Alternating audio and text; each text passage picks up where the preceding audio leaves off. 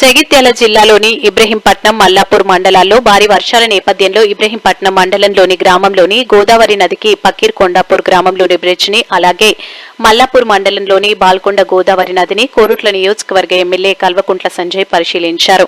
గోదావరి నది పరివాహక ప్రాంతాల ప్రజలు అప్రమత్తంగా ఉండాలని, ఎగువన కురుస్తున్న భారీ వర్షాల వల్ల ఏ క్షణమైనా నది పోటెత్తే ప్రమాదం ఉందని, పరిసర ప్రాంతాల్లో పశువులు మరియు గొర్రెల కాపరులదారులు చేపల వేటకు వెళ్లొద్దని, ముఖ్యంగా చిన్నపిల్లలు, ముస్లివాళ్లు భారీ వర్షాల దృష్ట్యా సీజనల్ వ్యాధులు ప్రబలకుండా జాగ్రత్తలు వహించాలని సూచించారు. ఈ కార్యక్రమంలో మండలాలకు చెందిన నాయకులు, కార్యకర్తలు తదితరులు పాల్గొన్నారు.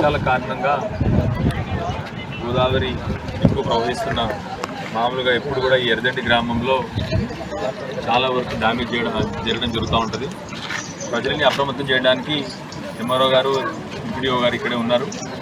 సో ప్రజలందరినీ కూడా జాగ్రత్తలు తీసుకొని, ఇంకా వర్షాలు పడే సూచనలు ఉంది కాబట్టి ప్రస్తుతానికైతే సేఫ్ జోన్లో ఉన్నాము.